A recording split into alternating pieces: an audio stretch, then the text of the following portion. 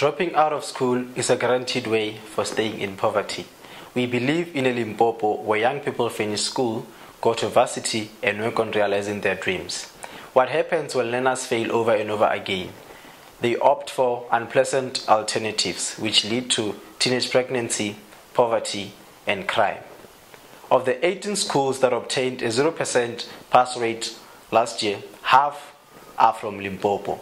And of all the learners in the province who passed, only 3 out of 10 achieved university entrance symbols.